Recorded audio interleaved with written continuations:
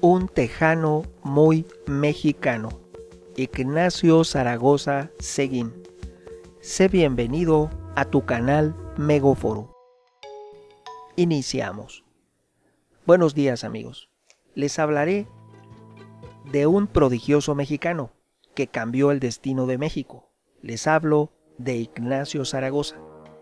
Sobre él, el historiador de Nuevo León, Rodolfo Arroyo del Llano, escribió uno de los relatos más conocidos y que más ha impactado a quien lo ha leído, sobre de cómo un hombre común cambió su destino y el destino de México. El relato dice lo siguiente: impacta la reacción de un joven pacífico, calmado, tranquilo, de lentes, que vestía el típico atuendo del seminarista del México de 1850, de esa década. Este joven sorpresivamente hizo frente a un grupo de jinetes que les hicieron el alto a la carroza en la que él se trasladaba.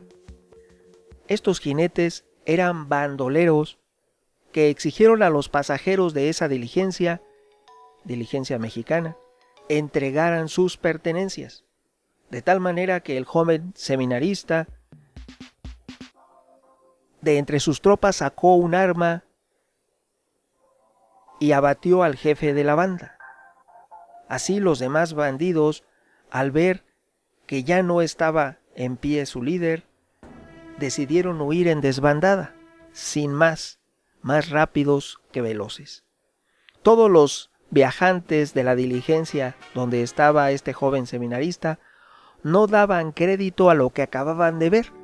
No encontraban una explicación a cómo un joven tan calmado, tranquilo, pacífico, de lentes y vestido de seminarista hubiera sido capaz de enfrentar a una gavilla completa y haber abatido al líder.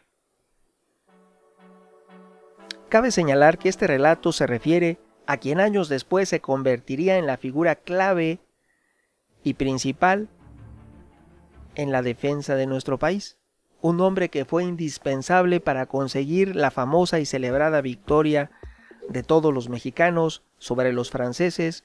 Les hablo del día 5 de mayo de 1862, cuando en la ciudad de Puebla, México, este valiente mexicano de corazón, el general Ignacio Zaragoza Seguín, conseguiría esa victoria.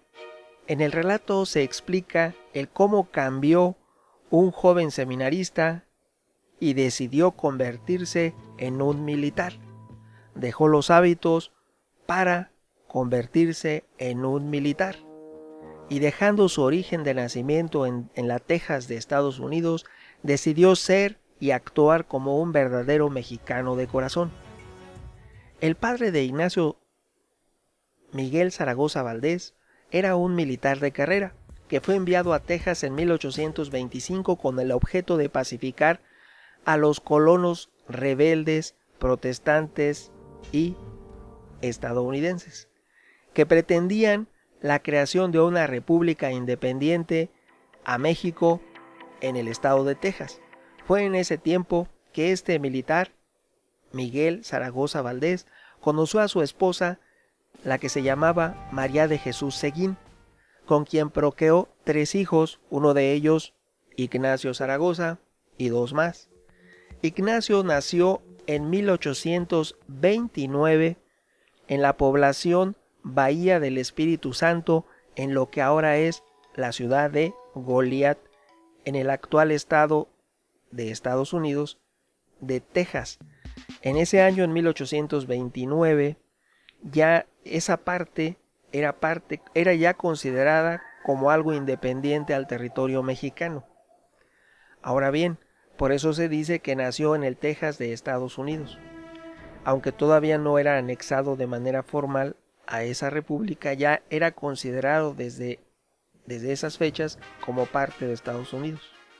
Una cosa es lo que sucede y el pronunciamiento en los documentos escritos, y otra cosa es lo que ya el ideario y y la comunidad considera. En ese tiempo ya se consideraban parte de Estados Unidos y en esa ciudad, en Goliad, Texas, ya regían las leyes de Estados Unidos y no las leyes mexicanas.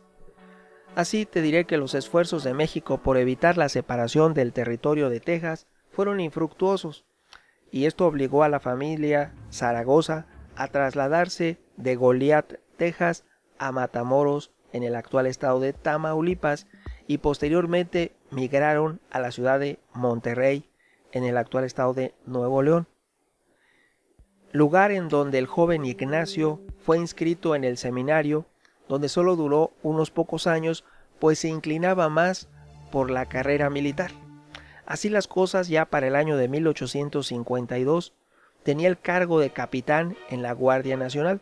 Recordemos que el relato cuando defiende a los pasajeros de la diligencia ocurrió en 1850 y él se estaba trasladando a la ciudad de Puebla. Y aún en ese momento todavía era un seminarista. 2 años después, cuando decide ingresar al ejército mexicano, en tan solo 2 años ya tenía el cargo de capitán en la Guardia Nacional. Un ascenso inusual, sorprendente y poco antes visto, porque nadie, por lo regular, era muy difícil, a menos que tuviera muchos contactos y estuviera apadrinado por el presidente de la República o por un alto general o una figura muy prominente, para que en tan solo 2 años una persona que había sido seminarista o que era un simple candidato, un soldado raso, avanzara a convertirse en capitán de la Guardia Nacional, lo cual es un logro que consiguió Ignacio Zaragoza. En ese tiempo existían en México 2 corrientes bien definidas del pensamiento sobre lo que debía ser el gobierno del país. Aquí recordemos que anteriormente el gobierno era uno solo. Santana lo dividió entre federalistas y centralistas. Ahora, cuando llega el presidente interino Benito Juárez, que duró en su interinato casi 15 años, dividió al país en liberales y conservadores. Se dice que los liberales apoyaban la república y los conservadores no, lo cual es una cuestión y una apreciación no del todo acertada, ya que efectivamente había diputados conservadores y diputados republicanos, entre comillas, porque no existía una división como tal. La división lo provocó las leyes de reforma que emitió el presidente Juárez. Se emitieron esas leyes y se dispuso de los bienes del quien hasta ese momento era la entidad más rica de todo México. 7 de cada 10 propiedades eran de la Iglesia Católica y también las mejores tierras de cultivo, incluso minas y demás, eran propiedades de la Iglesia Católica. Con tan solo promulgar las leyes de reforma, el gobierno mexicano dispuso de cantidades gigantescas en propiedades y en bienes como nunca antes ningún gobierno mexicano había podido disponer. Hay que señalar que la división interna entre los que apoyaban a la Iglesia porque se les confiscaron sus bienes y los que se decían liberales, que aún así todos los diputados eran votados en elecciones, no eran señalados a dedo. Así que todos eran liberales porque todos eran electos en las urnas y el único que no fue electo en las urnas fue el presidente interino. Aunque el interinato es legal, debía y tenía la obligación de convocar elecciones en 6 meses, lo que durante 15 años nunca ocurrió. Ese movimiento donde había unos que defendían que no se le quitara todo a la Iglesia y otros que no, es conocido como la Guerra de Reforma. Aquí yo no quiero polemizar, no estoy ni a favor ni en contra de la Iglesia Católica y lo único que quiero determinar son hechos históricos sobre lo que ocurrió en ese momento. Lo cierto y lo claro y que nadie puede negar, aunque defienda a uno u otro bando, aunque se sienta liberal, conservador, de derecha, de izquierda o de centro, aún y pese a todo, nadie podrá negar que efectivamente se promulgaron las leyes de reforma, que es un hecho que sucedió, y también sucedió que se apropiaron de los bienes de la Iglesia, eso nadie lo puede negar, y también se apropiaron de las arcas, de las cajas, de los dineros del banco jesuita, lo que también fue un hecho y nadie lo puede negar. Independientemente, dejemos de lado conservadores, quiten eso. Vayámonos a los hechos reales y contundentes. ¿Se nacionalizaron los bienes de la iglesia? Sí se hizo. ¿Se dispusieron de esos bienes? Sí se dispusieron. Ahora, ¿qué pasó y qué se hizo con tanta abundancia de dinero? Regresando al tema de nuestro personaje Ignacio Zaragoza, este siempre se identificó con la corriente liberal y a favor de esta. Peleó en varias batallas, destacándose por su inigualable valentía, su estrategia y su capacidad, lo que le valió que en 1855 Zaragoza obtuvo el grado de coronel. La guerra de reforma se definió en la batalla de Calpulalpan, el 22 de diciembre de 1860. Estamos en 1860. Para 1861, Estados Unidos entra en su famosa guerra de secesión, el norte contra el sur. Para este momento, para cuando fue la batalla de Calpulalpan, ya Estados Unidos le había dado $100,000 oro a el gobierno de Benito Juárez por la concesión lease de la base naval norteamericana en territorio mexicano. Les hablo de Pichilingue. Tenía el gobierno $100,000 oro, además de que tenía las arcas llenas porque había recibido toda la caja del banco jesuita. Estamos el 22 de diciembre de 1860, unos meses después inicia el conflicto en Estados Unidos, el norte contra el sur, la guerra de secesión. En esta batalla, en la de Calpulalpan, el 22 de diciembre de 1860, Zaragoza tuvo una valiosa intervención, atacando el flanco derecho del ejército conservador que era dirigido por Miguel Miramón, quien después de la derrota se refugió en Francia, donde se dice que promovió junto a otros conservadores el establecimiento de un gobierno extranjero en México, lo que se dice fructificó con la llegada del archiduque austriaco Maximiliano de Habsburgo a México y su consorte, la emperatriz Carlota. La guerra de reforma había llenado las arcas del gobierno. Nunca, como antes, algún gobierno mexicano había tenido y dispuesto de tanto dinero, sobre todo con lo que había obtenido de las cuentas del banco jesuita, millones de pesos oro, y de tal forma que el presidente Benito Juárez, contra toda lógica y razón, no se entiende por qué, decidió desafiar a las tres potencias más grandes de la época. En aquel momento, la marina más poderosa del mundo, la que contaba con más barcos, la más efectiva, a la que nadie se le podía oponer, era la marina inglesa, y Juárez la desafió. Decidió no pagarle a Inglaterra. También desafió al ejército en tierra más destacado, más efectivo, más poderoso, más hábil del mundo. Les hablo el desafío que hizo el presidente mexicano a Francia y a España. España, cabe aclarar que no iba a perder toda su gloria en tan solo unos años. Para ese momento, para 1860, España aunque estaba en retroceso, era aún muy poderosa. Y Juárez desafió a esas tres naciones, a Inglaterra, a Francia y a España. Teniendo el dinero suficiente, decidió no pagarles. Y esto lo hizo, el desafío, al suspender el pago de las deudas que se tenían con Inglaterra, con España y con Francia. Países que se unieron para intervenir a México y cobrar los créditos que se les debían, de tal manera que las tres naciones enviaron buques de guerra que fondearon en el puerto de Veracruz, y ya teníamos cientos de barcos estacionados en el puerto de Veracruz. Entonces sí, el presidente mexicano utilizó la diplomacia y logró convencer a dos naciones, Inglaterra y España, que se retiraron del puerto de Veracruz, y se quedó únicamente Francia. Aquí vamos a señalar que Francia ya había gastado gigantescas cantidades de dinero en mandar su ejército a Veracruz. No se iba a regresar si no conseguía el pago de esos gastos, lo que es más que justo. Aquí no podemos hablar de la deuda original, porque al venir a cobrar ellos gastaron, y la obligación del deudor, del que no paga, es pagarle los gastos de cobro a quien le está cobrando. Juárez no quería pagar los gastos de cobro, y por ese motivo los franceses decidieron invadirnos. Cabe aclarar que en aquel tiempo Francia era gobernada por Napoleón III y otras naciones, y aquí había que reconocer que los intereses tanto en Europa como en el resto del mundo de Napoleón III era expandir el dominio francés. Ante todas esas cuestiones que eran obvias en esa época. No se entiende el por qué lo desafió el presidente mexicano y por qué no le quiso pagar los costos del cobro, los gastos que había hecho Napoleón III en venir a cobrarle hasta Veracruz. Lo que no se entiende, aún y teniendo el dinero suficiente. De tal manera que el 5 de mayo de 1862, los ejércitos mexicano y francés se enfrentaron en las afueras de la ciudad de Puebla. Aquí vamos a entender algo.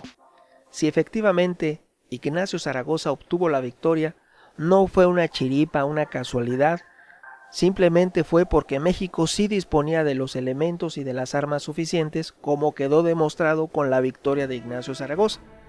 La casualidad y la buena suerte no hacen una victoria de esa naturaleza de un general mexicano frente al ejército más poderoso de la época.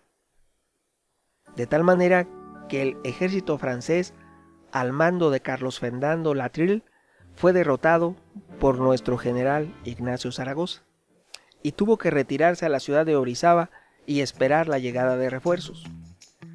Aquí hay que señalar esto. La victoria no fue una casualidad y tampoco era tan excepcional Ignacio Zaragoza.